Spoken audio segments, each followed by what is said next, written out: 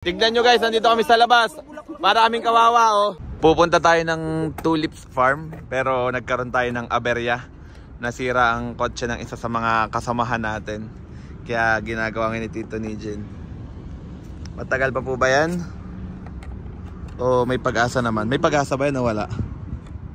Wala pong pumapansin sa akin. Ano po? Matagal pa po ba ito? Matagal pa? Habang may buhay, may pag-asa. Sabihin niya lang, Fonzie ng Italy. Pinagtatawanan po nila ang bago kong page na Fonzie in Italy. Kasi daw po, ang tagal-tagal na, tas wala pa ring followers. Pa 1,000 yun na dama. Pa 1,000 yun na ho, maawa na kayo. Subscribe. Ayun. YouTube. Sala, no? Inabot na nga tayo ng lamig dito or ng ginaw. Tapos yung iba nating kasamahan, nandun na sa Tulips. Ha? Kainit-init. Sinisira niya yung aking yung script. Gumawa na ako ng script sa isip ko. Ito po may-ari ng kotse. Pero hindi po siya marunong gumawa ng kotse. Kasama din nga pala natin ngayon si Nanay at saka si Mati. Dahil nga medyo matagal-tagal nakatulog na si Mati dito. Si Nanay ay medyo tinatamad na yatang pumunta doon. Pero syempre tuloy pa rin tayo. Nandun sila. Parang nabuhay na no. Okay na, okay na. Okay na. Yan. Parang okay na yata.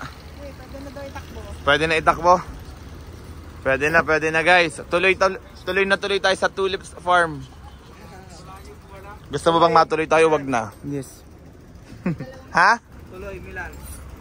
Ayoko sa Milan. Medyo nalilito nga ako guys. Di ko alam kung saan ko i-upload tong vlog na to. Kung sa Fonzie in Italy or dun sa Mr. Fonzie. Basta ano lang ako. Oh, dito sa account na lang niya i-upload. Vlogger din kasi ito eh. Pero Vlogger ng Italy.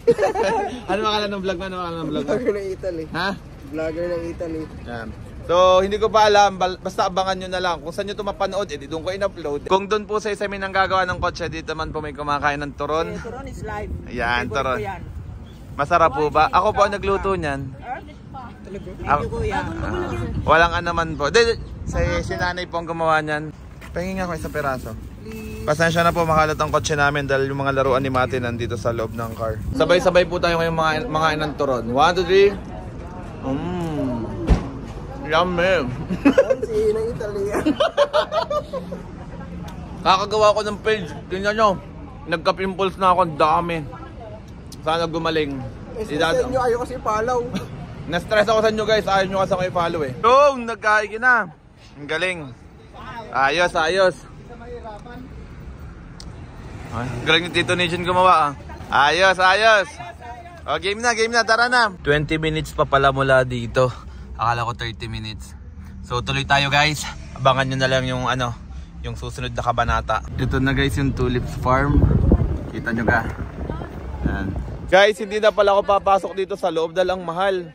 Bale, 10 euro yung entrance. Tapos pag pipitas ka ng 2 piraso, 17. Pero pag 3 piraso yung pipitasin mo, 9 euro, bale 19.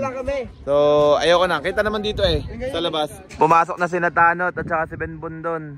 Ipitas nyo na lang kami! 10! Yan, papakita ko sa inyo guys. Pero maganda naman. Pero kita naman dito sa labas eh. Pero ang loko nila, no? Dapat nilagyan nila dito ng tolda para hindi kita. Ana? Gusto pa namin magpa-picture dun sa loob. Kaya lang, wag na. Sayang pera guys. Sayang talaga. Okay na yan.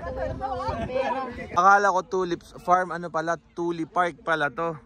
Ayun, nabasa ko dun. Madami lang tao kaya di nyo makita kasi nakaharang. Pero Tuli Park pala, Tuli Park. Nasa dulo daw, may heart. Ikuha mo na lang kami, please. Wala kaming pambayad eh. Tignan nyo guys, nandito kami sa labas. Para kaming kawawa oh. Walang pambili. Ay, walang pang entrance. Ilabas nyo kami dito sa Bilibid Prison. Magmakawa kayo. Kawawa oh, nasa labas. O wala yan guys, kita naman namin dito sa loob. At least nakatipid kami. Lalabas ko ng phone ko.